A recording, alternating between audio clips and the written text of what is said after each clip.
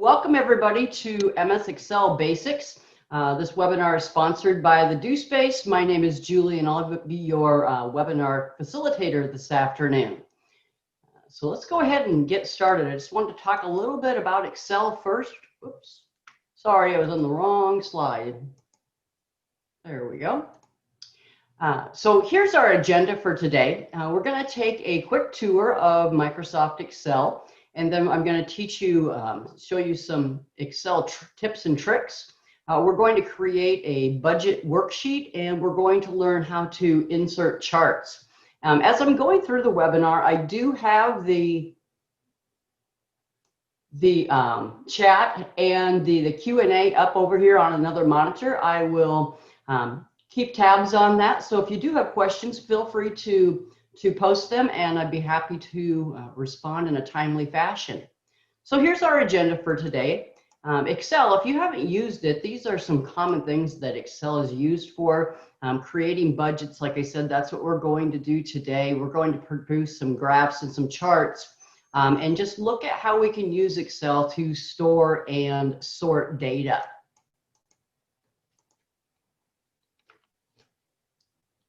So what I have here is just a blank Microsoft workbook. Up at the top, we have all of our ribbons. It defaults to the home ribbon. It's got an insert ribbon, the page layout, formulas, data, review, view, and so on. So as we go through this 1-hour webinar, we'll be looking at some of these different ribbons and what you can do with them to utilize Excel. And then down below the ribbons, we have something called the name box. So notice I have cell A1 selected. If I move over to C2 or D5, this name box changes. So if you're lost and you're looking for directions, you're not sure which cell you have selected, you can always go up to the name box. Also, if you very quickly want to move from one cell to another, you can manually type in the cell coordinate that you would like to be in, hit the enter key, and it will take you back up there. To the right of that, you have your formula bar, and in the formula bar, you can insert information into each one of these cells.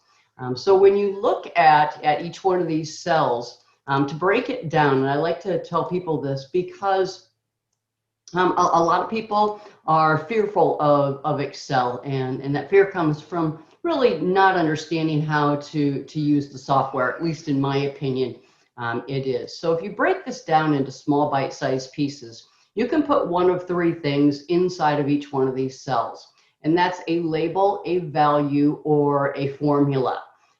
So those one of three things, and you can enter all of that information up here in the formula bar.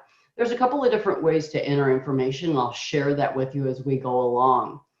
Below that, you have all of your columns. The columns run from A to Z, and then they go into double letters and so on. So you can keep going and going and going.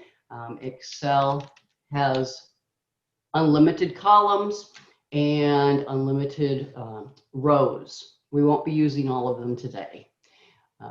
So when you're looking at a name box, you note that it always gives the column first and the row second. So it's always the column first, such as H1, I8, and so on. Down below that, below our worksheet, you have sheet 1. Excel, newer versions of Excel default to just one worksheet. Some of the older versions default to 3 worksheets. It doesn't matter, we can add and delete them as we go along, and we will be adding some worksheets as well. Okay, then if we go across to the lower right hand corner, we have 3 different views. We have the normal view, which we'll be working in today. You have your page layout view, so if you want to see how the page breaks up, if you were actually going to print it, you can click on that, and then you have your page break preview. So going back to the normal view, one of the things that I wanted to point out, in between I and J, you see a dotted line. In between R and S, you see a dotted line. that indicates a page break as well. So that's the difference between the solid line and the dashed line. Next to our different views, we have the ability to zoom in or zoom out. I'm going to go ahead and zoom in just so it's a little easier for you to see, and we'll leave it at that. Okay, one common question before we get started, one common question that folks ask me is, do I have to, if I have more than one worksheet in my workbook, do I have to save the individual worksheets? And the answer is no. So in other words, if I click on new sheet, I now have two sheets within my workbook, but when I go to save this file, they both save together. So if you think of it as like reading a textbook, some textbooks have 12 chapters, some of them have 22, 29, but it's all in one textbook. So all of your worksheets save within one workbook. Okay, so let's talk about Excel and some tricks that you can teach Excel just to save yourself a lot of time. So in A1, I am simply going to enter the number 5. Now remember when I was talking about the formula bar and that you could enter data from the formula bar? I can click in the formula bar, enter the number 5, hit the enter key, and it places the 5 within the cell A1. If I come down to A2, I can also just select A2, and I'm going to type in the number 10 and hit the enter key, and you can place information in the cell that way as well. So you can see I've got a 5 and a 10, and I did that for a reason, because I just taught Excel a pattern. For whatever reason, maybe we want to count to 100 by 5s. So do I want to sit here and put in 5, 10, 15, 20, 25, 30, and so on? Absolutely not, because Excel will do this for us. So what I'm going to do is I'm going to hover my mouse over A1. And you'll note that my mouse face is a solid white cross. That indicates that I can highlight items. So if I click inside of A1 and just pull down, it's going to select A1 and A2. A couple of things that I wanted to note is that when you select items in Excel, the very first cell that you highlight will always be white. The rest will be grayed out. So don't be alarmed when you go to select items when that first item is in white. Okay, so I've got those two items selected. And then what I'm going to do is, see this little green box in the lower right-hand corner of A2? When I hover my mouse over that, my mouse face changes to just a little plus sign. So what I'm going to do, that's called the fill handle, and I call it one of your best friends in Excel. But that fill handle can do a lot of magic for you. So when I click, I'm going to click on the fill handle, I'm going to hold down my mouse, I'm just going to pull down, and you can see that, voila, it's counted from by 5s to 100, simply by teaching it that pattern. So any pattern that you want, if I put in a 3 and a 6, it's going to count by 3. So you can fill any sort of data. You can fill labels, you can fill values, and you can fill formulas. So let's look at some other things that Excel is intuitive about. In D1, I'm going to type in the label Saturday. Once I've typed in Saturday, Excel knows the days of the week. So I can hover my mouse over the fill handle, pull out, and it will just automatically insert the days of the week for me. So you can fill down a column or you can fill across a row, whatever you're trying to do. So if I abbreviate Saturday, then Excel will abbreviate the days of the week. Likewise, if I type in January, Excel also knows the months of the year, so I can grab that fill handle and pull down, and it will fill in the months of the year. So that's a little bit with values and labels and how you can utilize those features in Excel, that fill handle, to assist you to save yourself a lot of time. All right, so let's go ahead and start on our budget project. The first thing that I need to do before we can start that is I need to select all of my data and I need to delete it. There's a few different ways that we can handle this. I could click an A1 and I could highlight everything and simply hit the delete key, and it would delete all of my values and labels. I can also, if you're familiar with keyboard shortcuts, I can do a Control A. Oops, it didn't select all of that. I can do a Control A and it will select my entire worksheet, and I can hit the delete key and delete that information. The other option that I have, and this is a little bit more convenient for me anyway, if you look in between column A and row 1, right up here you've got a triangle pointing down towards your worksheet. And if I click on that, it will select the entire worksheet. So when I click on that, it becomes active, and it tells me that everything in this worksheet is selected. I can hit the delete key and everything has been deleted from my current worksheet. Okay, to start on my budget, what I'm going to do is I'm going to go to B1 and I'm going to type in the label January. And when I click on that, when I grab that, I'm just going to use my fill handle to pull out again. And there are the months of the year, January through December. Now, one question that I've come across over the years of teaching Excel and spreadsheets is that if I spell January wrong, then what's going to happen is Excel doesn't acknowledge that this is a month of the year. So if I use my fill handle to pull out, it just copies that. It just copies that label. So if that happens to you, you make sure that you go back and check your spelling to ensure that you have that spelled correctly. Because sometimes, we can be getting in a hurry and you're typing. I make quite a few typos myself, so just keep that in mind. That could definitely be the cause of why it's not filling out the days of the week or the months of the year. Okay, before we move on, I want to address the fact that September and November, you can't see the R in either one of them.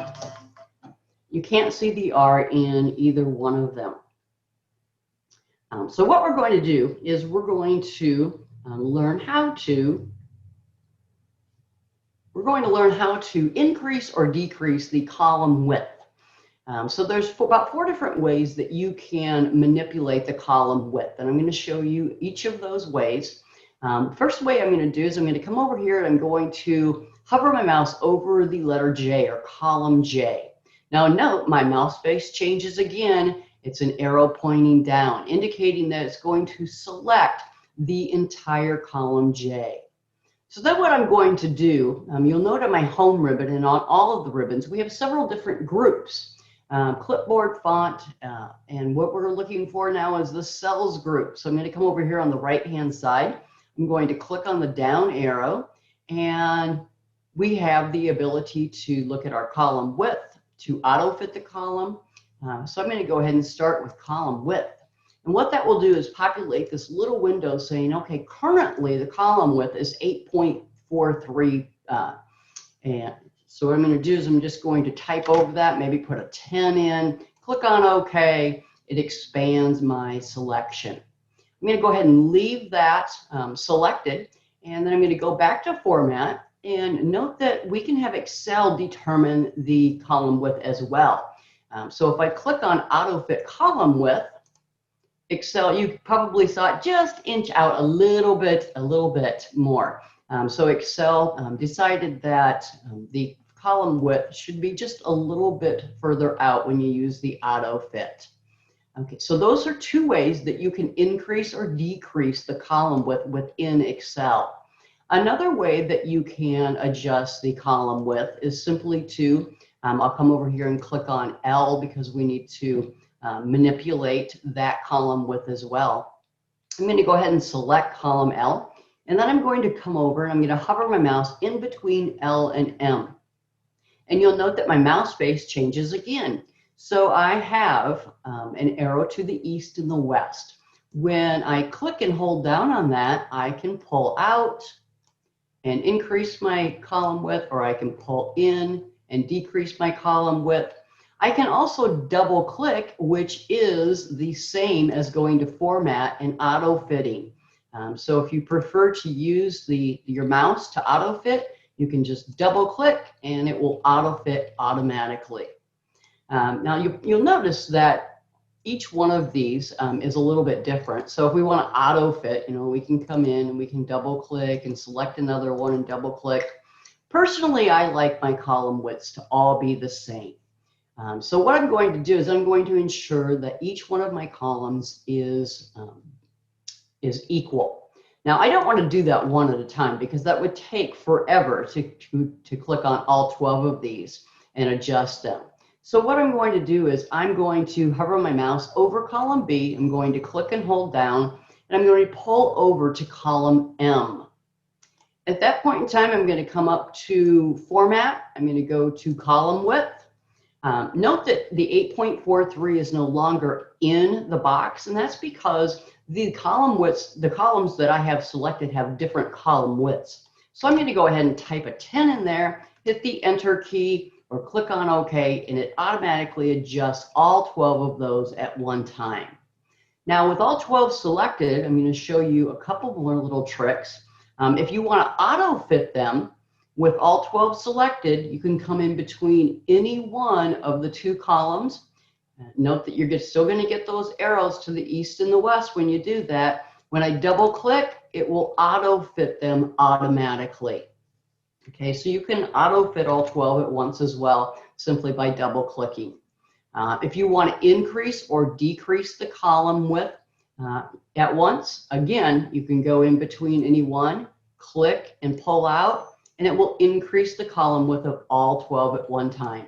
Click and pull in, and it will adjust the column width to all 12 at one time.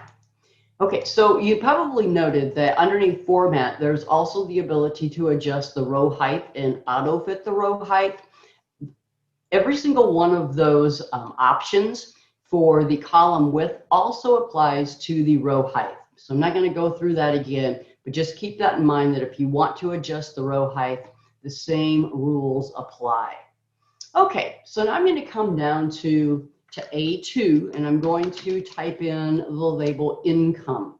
And then I'm going to hit my Enter key, and I'm going to just type in two random names. So we have Pat and Judy. And what I'm going to do is I'm going to come over to B1, and I'm going to, for our example today, I'm going to assume that Pat and Judy make the same throughout the year. So I'm just going to put in a random number for each one of them. Note that when I inserted the random number, I did not bother to put in the $, a decimal, commas, any of that. And that's because Excel will do that work for you. So I typed in their salaries for January. And what I'm going to do is I'm going to select B3 and B4. I'm going to let up on my mouse. This time we're going to go to the numbers group. And underneath the numbers group, you can see that we have a $sign right here. And when I hover my mouse over that, it says, okay, if you click on this, it's going to apply the accounting number format. So I'm going to go ahead and click on that, and you can see that it automatically inserted the $sign, the comma, the decimal, and 2 decimal places for me. And that's the accounting. So in Excel, you have accounting. I'm just going to, what I did was I came up and I clicked on the down arrow where it says accounting, and you have currency and you have accounting. The only difference between currency and accounting is that with accounting, I'm going to increase my column width here a little bit to show this to you. With accounting, the $sign is flush with the left hand side of the column. And if I go up and I change it to currency, the $sign will be flush with our first digit. Those are the only two differences between those two formats. So I'm going to go ahead and just undo that so we get back to our regular. With those two selected, note that if you are ever wondering how your cell is formatted, you can select that cell and go up here and it says accounting. If I click in C3, it tells me that it's general. So if you're wondering how that particular cell is formatted, you simply need to click in it and it will let you know. Okay, so let's say that I want to decrease my decimal point. So if I select B3 and B4, that underneath that same numbers group, I can decrease my decimal or I can increase my decimal, whichever way you prefer for it to look. Okay, so now we need to fill in February through December. I'm just going to decrease this a little bit so we can see everything that's on my screen. Again, we're going to go back to, sure, Christine, the difference between, let me pull this out again, the difference between accounting and currency is simply the fact that the dollar sign in accounting is flush with the left-hand side of the column. And if I change it to currency, it's going to be flush with the first digit. Okay, so going back to B3 and using my fill handle, I can use my fill handle to go ahead and just copy that across for the remainder of the year. So boom, I've got that done. I can come down here and I can click on my second person, Judy. I can pull that out and boom, it inserts the other 11 months. Now, just to show you one other little trick, I'm going to go ahead and undo that for a second. I filled those rows one at a time. However, I didn't need to. If I select both B3 and B4 and I grab my fill handle and I pull out, I can copy both rows at one time. I can copy both rows at one time.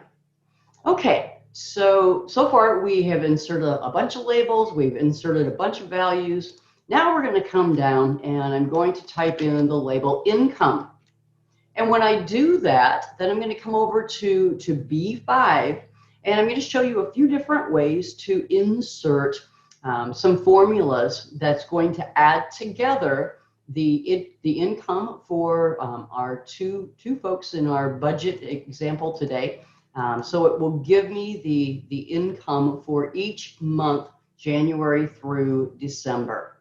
So with each formula or function that you input in Excel, everyone starts with an equal sign. So if you don't type in that equal sign, Excel does not know that you are ready to insert a formula or a function. So to make this easy, I'm going to type in the equal sign. I'm going to say B3 plus B4. Okay, so you can see that when I type that in, it highlights B3, it highlights B4. It assigned both of them a specific color. If I had additional cells, it would assign them a different colors as well. So that's just an easy way for us to ensure that we have the correct data selected for that particular formula. So when I hit the enter key, it gives me the income for my two suspects. Now, I just want to make sure that this is going to work. So I'm going to come up and let's pretend that Pat got a bonus in January. So I'm just going to add $1,000 to his income. So I'm just going to say 2234 and hit the enter key. And you can see that it automatically increased the income by $1,000. Okay, so let's look at another way that you can create a formula. Right now, we've only got two cells that we're working with. However, Excel has a built-in function that you can use, and that is the sum option or the sum function.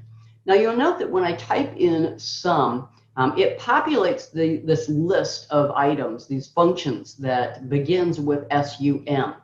So these are all the built-in functions that Excel has that begins just with SUM. If I back up a little bit, it's going to give us more options. So these are all of the built-in functions that start with just the letter S. So I can just do SU. And then to make it a little bit faster, I can come down here and double click on sum. And what it does is it automatically inserts the word sum and it opens my parentheses. And it opens those parentheses because Excel is assuming that you are going to give it a data range. So right now we only have 2 cells that we're working with. Here in a little bit, we're going to work with 5 different cells. You know, there's times when you're going to be working with a lot of different numbers. It could be 15 cells that you want to add together, 50, 150, and so on. So the sum option is obviously the way that you want to go, rather than typing in equal B3 plus B4 plus B5 plus B6 and so on. So what I'm going to do is, within my parentheses, I need to tell Excel what the range is. So I'm going to go B3, and because I'm assuming that it's a range, I'm going to do B3 colon, which means through B4. Whoops, I'm sorry. C, let's go with C. I'm in the wrong one. Making sure you guys are awake today, or making sure I'm awake today. C3 colon C4 looks a little bit better. See, I was watching what it highlighted in blue, and that's how I caught that. So another good reason to make sure that you're watching what Excel is highlighting to make sure that you've got the correct data range. So when I type that in, you can see that Excel automatically highlights that in blue. I can hit the Enter key, or I can close my parentheses and hit the Enter key. If you don't close the parentheses, Excel in the newer versions will do it for you. In the latter versions, it will give you an error statement. So I'm just going to go ahead and hit the Enter key, and it gives me the income for Pat and Judy. Okay, so there's a third way that you can insert the sum function, and that's underneath the editing group. And you can see right up here it says auto sum. I'm going to go ahead and click on that. Look what it does. It automatically inserts your formula for you. So you didn't have to type in equal, you didn't have to type in sum, D3 colon D4. Excel did all of it for you. Caution to the wind. Sometimes Excel does not select the correct data. For instance, and I'm going to click on this again, and of course it selected the correct data because I'm talking about it, but who's to say that Excel isn't going to say, oh, you want to add up the numbers in this row? So you want to make sure that if you're using the auto sum, that you're cognizant of what the data range that Excel is selecting. Okay, so that seems to be working very well. Now, we created 3 different formulas. In essence, we only needed to create 1, because then we're going to go back to our friend, the fill handle, and we're going to pull across, and voila, it fills across. Now, it did not fill that number across. It filled the formula across. And I'm just going to show you my formulas here. So you can see that it moved. It knew that it needed to move to column E, column F, column G, column I, and so on. So when you're using that fill handle, Excel, like I said, is intuitive, and it knows that it needs to move through the columns or down the rows in order to give you the correct information. So if I come up and let's say I go to Judy and type in, let's just make it real simple, 2135 will increase by just $1.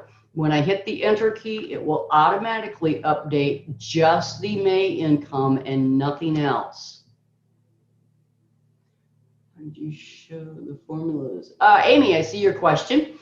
So what I did was I held down the Control key and the tilde? The reason I didn't say that is because I always forget what this key is. So it's right below the Escape key on your keyboard, or right above the Tab key. So if I hold down the Control key and I hit the tilde once and then let up on the keyboard, it will show you all of your formulas to turn that back off, it's just like a light switch. I'm going to hit it one more time.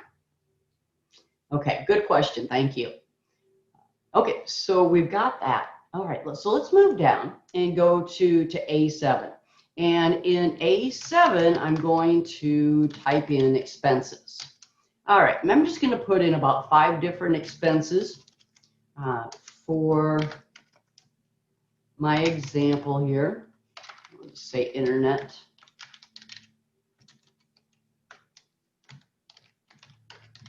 Grocery. Cell phone. And let's just say credit card. Okay, so I have 5 different expenses in there. We're going to go ahead and just increase my column with a little bit because credit card wouldn't fit in there. It was a little claustrophobic. So I'm going to go to OPPD, and I'm just going to type in a random number. And let's say that you're on even pay. So if you're on even pay, naturally, we can go ahead and we can just pull that across and insert that for the entire year. The internet, let's just say the same thing. You're paying $60 a month for the internet. We can go ahead and we can pull that across. Now, don't worry, we will format this to accounting here in just a second. If I go to B10, to grocery, here's where it's going to vary from month to month. So I'm just going to very quickly insert some values for us to use.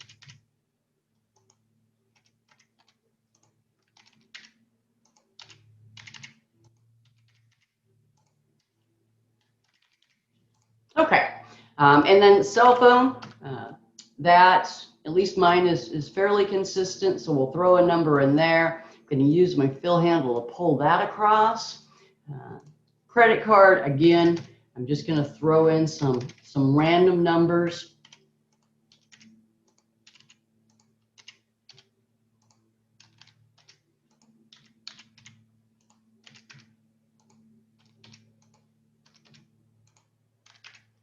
Okay, so I have in my random numbers. I'm going to go ahead and I'm going to select my range. So I have my range selected, and that is from B8 all the way down to, oops, I clicked on something else. Oh, there we go, down to M12.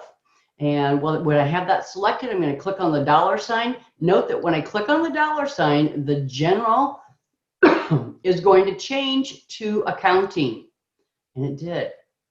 Okay, so we just applied the accounting just like we did to the income. All right, now we're going to come down to A13. We're going to do total, and we're just going to do a little review of the sum function.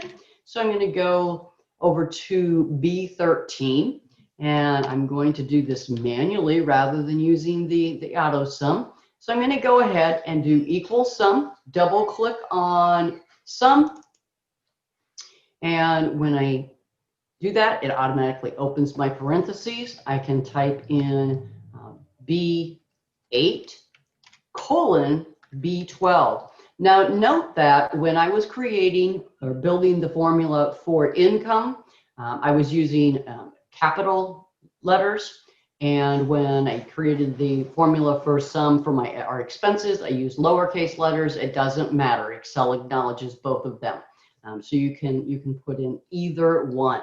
So I have my range B8 colon, which means through B12. I'm going to go ahead and I'm going to hit the enter key, and it gives me my total for expenses for the month of January. Okay, so we could fill across, but I want to show you a few more tricks before we move on. So equal sum, I'm going to open my parentheses. You can manually type that in, or you can take your mouse and I can highlight the data range, and it will automatically put in C8 colon C12. So if you don't want to type that in, you can use your mouse, select the data range, and hit the enter key. There you have your total for February. Again, You don't really need to manually do it either way. You can come up to editing, click on auto sum, and it builds the formula for you. Okay, so let's go ahead and I'm going to fill this across. There are my totals for each one of the months. All right, so now we've got our totals. Now I'm going to go ahead and I'm going to click an A15 and I'm going to put in savings. So the next thing we want to calculate is here's our income for the month, here's our total expenses for the month, and how much can we put in our savings account? So I'm going to type in equal, and this time we're just going to do a simple subtraction formula. So I'm going to type in equal, and we want to subtract B5 minus B13. So again, note that B5 is highlighted in blue, B13 in red. When I hit the enter key, it gives me the amount that I can transfer to my savings account. And most people say, man, wouldn't that be nice? But you know, we've only got 5 expenses in here, so think about it that way. Okay, so I've got that formula. I'll go ahead and show it to you again. It's just equal B5 minus B13. I'm going to go ahead and use my fill handle, pull across, and it inserts that information automatically. Now, if you want to review a formula, again, I held down the control and the tilde, and it shows me all of them. But if you just want to look at one, you've got a couple of different options. So if I click on D15, note that up here in the formula bar, you can see your formula. I can edit that from there if I want to, or I can double click on the cell and it puts it into the edit mode and it shows me the formula as well. So there's a few different ways that you can approach that. To get out of the edit mode, you can either hit the escape key or you can click outside of that cell. Another nice thing to know is that the escape key is another good friend of yours in Excel, because if Excel is not cooperating with you, hitting the escape key will typically take it out of whatever mode it's in and put you back in a place where you can continue working. So that escape key is another friendly key within Excel. Okay, I'm going to move over here to column N, and in column N, I'm going to put in the label total again. So I'm going to go ahead and put the label in total. I think we've worked enough with auto sum, so I'm going to go ahead and click on that and just show you how that works. It selected B3 through M3, which is correct. I'm going to go ahead and hit the enter key. Oh, just for a split second, you saw some pound signs in there. And those pound signs are not indicating that you did anything wrong. This is very important to remember, because typically if this happens to somebody, I hear a gasp and they say, oh no, I did something wrong, but you didn't do anything wrong. Those pound signs are simply indicating that Excel does not have enough room for the value to show within the given space. So I need to double click to expand that column width. Some of the Excels that I've worked with automatically expand it. Some of them you have to manually do it. I'm sure it's in the options someplace, something that I need to look up. So now I can just use my fill handle to pull down, and it gives me, see now it moved from row 4 to row 5. So use my fill handle again. All right. Go ahead and let's create totals for our expenses. I'm going to go ahead and just click on auto sum again. It grabs the numbers that I want, B8 through M8. I'm going to hit the enter key. Now I want to fill this down. And this isn't such a big deal right now because I only have 4 more rows that I want to fill it down for. But if you're working with large amounts of data and you're trying to fill 50, 60, 100 lines, sometimes grabbing that fill handle and pulling down that many lines can be a little bit difficult because you might, your mouse might go over into another column. You might let up on your mouse. So another little trick that I wanted to share with you is that you can hover your mouse over the fill handle, and rather than pulling it down, if you just double click, it will automatically fill it down for you. So that double click will automatically fill it down for you. Okay, before we move on, you can see that because I'm expanding our budget worksheet, we're losing our row or column A or A. So what I'm going to do is I'm going to skip over here to the view ribbon. On that view ribbon, I'm going to come over here underneath the Windows group. I'm going to go to Freeze Panes. And Freeze Panes has 3 different options. We're going to talk about each one of them. So it has built in, do you want to freeze the top row? Do you want to freeze the first column? Or do you want to decide what columns and rows to freeze? So what I'm going to do is I'm just going to demonstrate freezing the first column to begin with.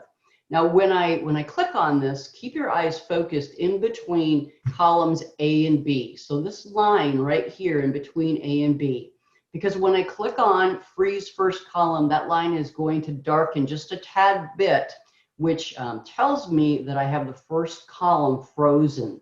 So I'm going to go ahead and click. You saw where that got just a tad bit darker. And what's going to happen now is when I pull over, and if I just arrow over, column A, I can always see. And that's important information because it has all of my labels in it that I want to be able to view. And so that's underneath the view ribbon, the Windows group, and freeze panes. So let's go ahead and just show you what freeze top row looks like. Now note that when I click on freeze top row, it's going to unfreeze the first column, and it's going to freeze the top row. So this darkened line will move from in between A and B to between rows 1 and 2. So I'm going to go ahead and select top row. And when I scroll down, it froze our first row. Okay. Now you're probably wondering, okay, what is this other option for? I'm going to go ahead and unfreeze everything for right now. And you'll note that I placed I selected B2 for a reason. Because with this third option, freeze panes, the way that works is whatever cell you have selected, it's going to freeze whatever is above that cell and whatever to the left of that cell. So in B2, when I go back to freeze panes and tell it to freeze the panes, it's going to freeze the first column and row 1. So I'm going to go ahead and click on that. You can see that now I have those darker lines in between rows 1 and 2, in between columns A and B. I can scroll down. I can scroll across, and that row and that column are frozen. Let's say for some reason, if you want the first 5 rows to be frozen and the first column, I can go back up. I can unfreeze what I have. I can select B6. It's going to freeze everything above and everything to the left. When I go back up to freeze panes, I'm going to freeze. And now when I scroll down, I have those first 5 rows frozen. Okay, I really just want the first row and the first column frozen. So I'm going to go ahead and unfreeze those, refreeze them. And that is called freezing the panes. All right, so coming back over to column O. In column O, I'm going to put in a percentage sign. And what we're going to calculate is I want to determine how much of my yearly income, of Pat and Judy's yearly income, did they spend on OPPD, on the internet, on grocery, on cell phone, and on the credit card. So I'm going to go ahead and select 08. This time I'm going to create a formula that divides our expense into our yearly income. So I'm going to type in the equal sign. I need to select N8 divided by, and that's just your slash, N8 divided by N5. So when I select those two, equal N8 divided by N5, when I hit the Enter key, it's going to give me a decimal. So we want to change that decimal to a percentage. So I'm going to move back from my View ribbon. I'm going to go back to the Home ribbon. Underneath my numbers group, remember we were using the accounting format. Right next door to that, we have a percentage sign. So I'm going to go ahead and click on the percentage, and it gives me 9%. Now, what the 9% is doing right now is it's either rounding up or down. If you want a true percent, you can go ahead underneath the numbers group again. I can increase my decimal or I can decrease my decimal.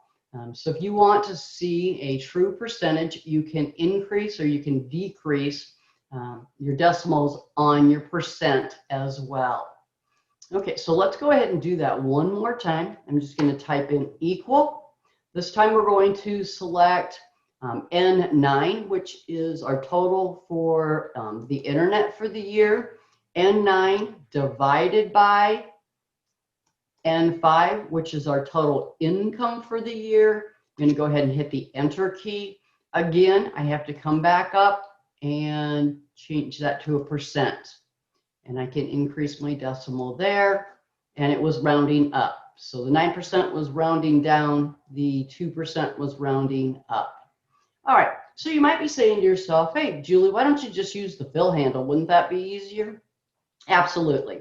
I just wanted to do that one more time. So let's go ahead and use that fill handle.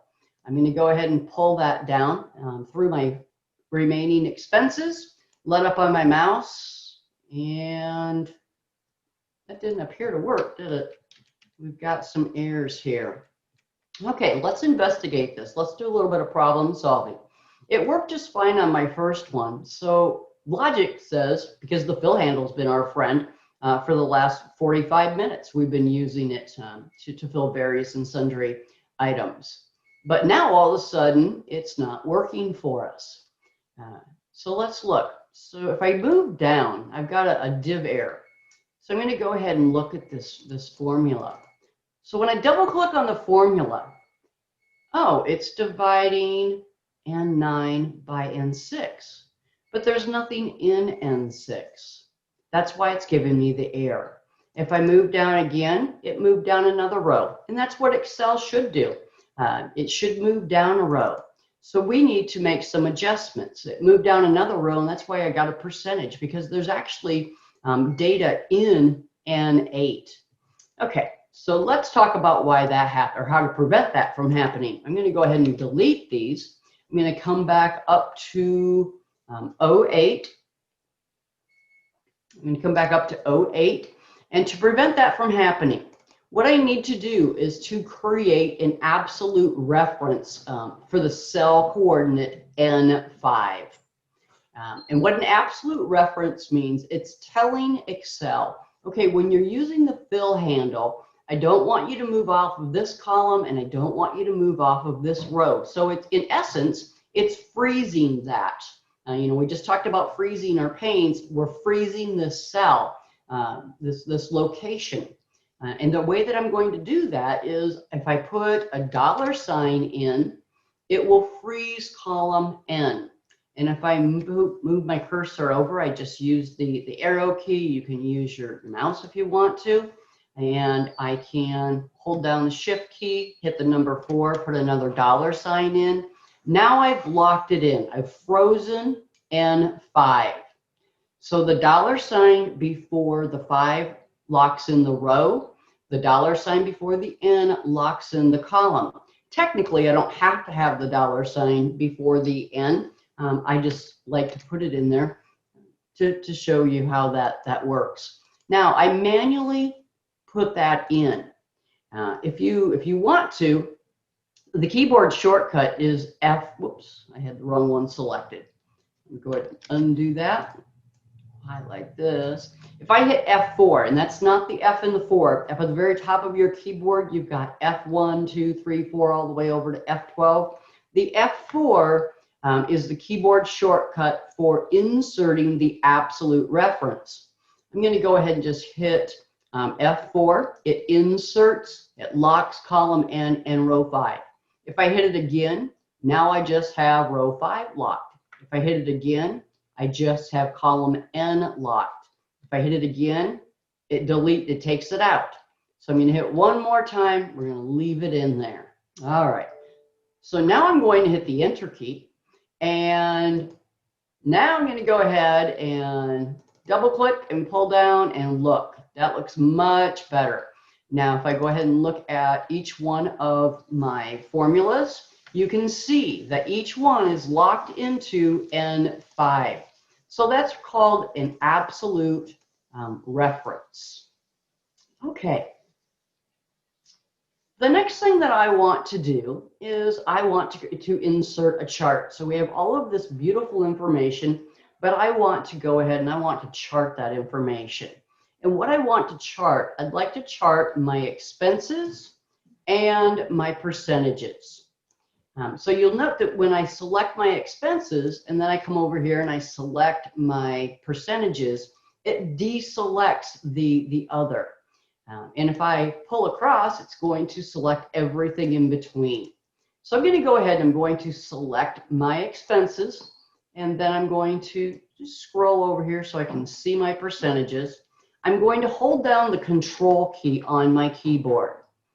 And I'm holding that down. I'm coming up here. I'm going to click on 08, which is my first percentage. I'm going to pull down and select. When I've got everything selected, I'm going to let up on both my mouse and the Control key, and I now have that selected. I have my expenses selected, and I have my percentages selected. So the Control key allows you to select non-adjacent items, and that works not only in Excel, but in Word and PowerPoint and some other applications as well. So the Control key will allow you to select non-adjacent items in many of the Microsoft Office Suite applications. Okay, now that I've got that done, I'm going to come over here to the Insert ribbon. And in the Insert ribbon, we have a group called Charts. Underneath Charts, we have all these different charts that we can insert. I would suggest, if you're new to charts, that you just click on Recommended Charts, and it will come up and it will say, okay, we've got two tabs here. We've got Recommended Charts and we have All Charts. But these are the 4 charts that Excel is saying, hey, these would probably be the best for the data that you are, that you're looking at. So I'm just going to go ahead and I'm going to select the clustered column. I'm going to click on OK. And it gives me this nice looking chart. Now, it's a nice looking chart. However, what I don't want it to do is I don't want it over the data that I have. So I'm going to go ahead, I'm going to come up here. Note that I now have 2 new ribbons. I have Chart Design and I have Format. And that's because I have this chart selected. If I deselect it, so when I click on a cell coordinate down here, note that Chart Design and Format will disappear. So I'm going to go ahead and click on it, and it's gone. If I click back on my chart, they come back. So these 2 ribbons are designed to specifically manipulate and edit the chart information. Okay, so underneath Chart Design, I'm going to click on Move Chart. It populates this window. I'm going to go ahead and click on New Sheet. It defaults to Chart 1. We can go in there and we can change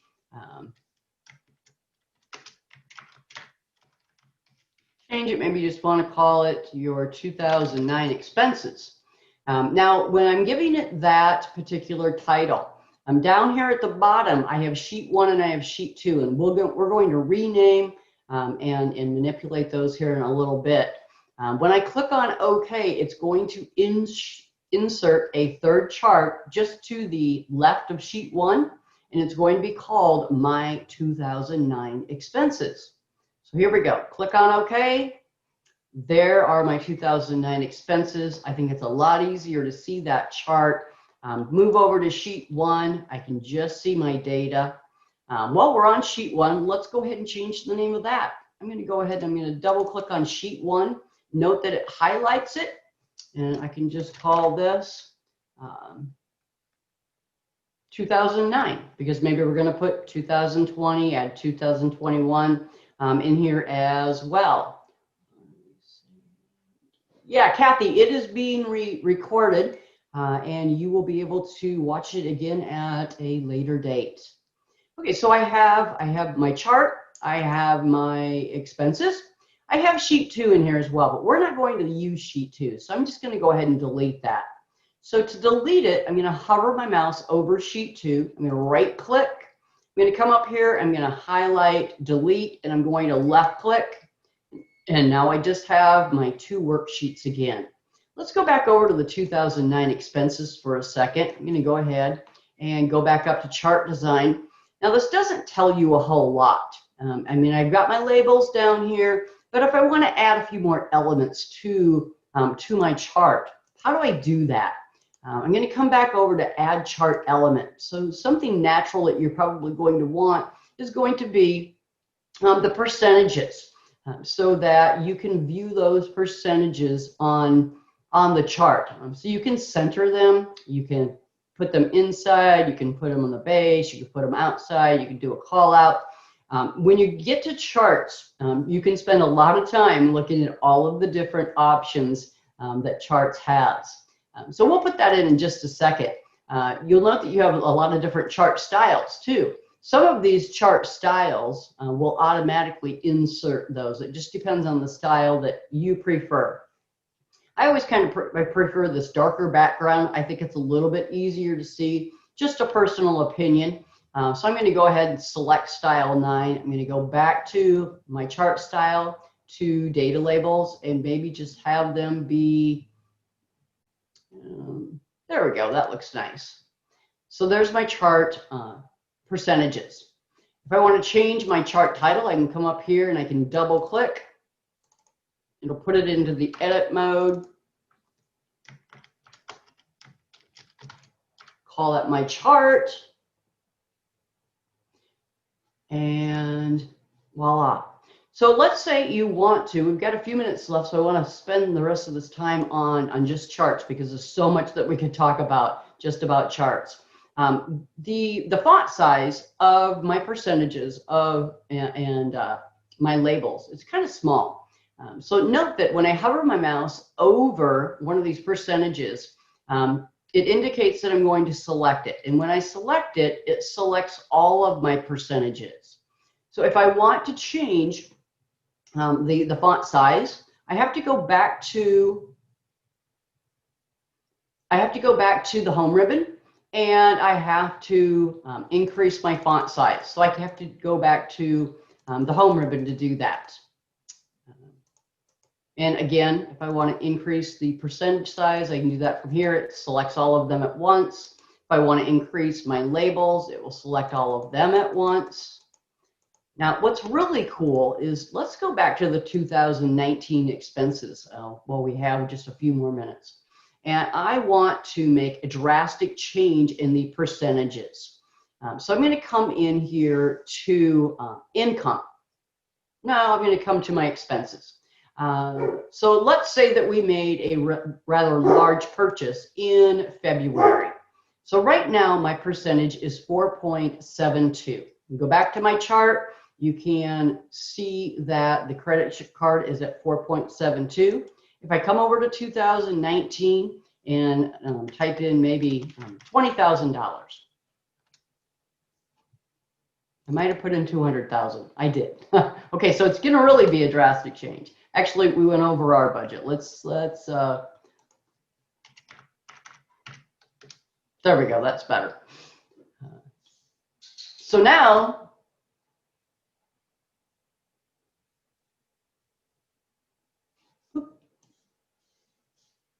oh, I put that in the wrong one. Come here. Okay, now we've got it. So now it went to 3.65. My point being that when I changed this, you can see that it's impacting a lot of the different cells because we built the Excel worksheet with all of our formulas. So I've got my total in there is wrong. Let me go ahead and just pull this over. Ooh, there we go. So we can see that we're in the hole. The parentheses in my savings means that we're in the hole for February. If I come over, it increased the total for credit card for the total for the year.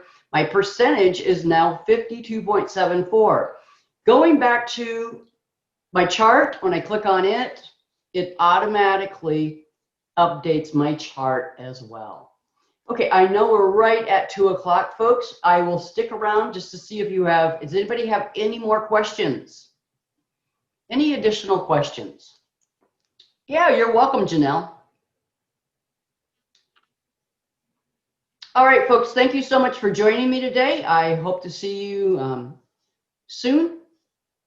Appreciate it. Check out the DoSpace calendar for additional webinars that you might be interested in. Take care, have a safe weekend, and thank you.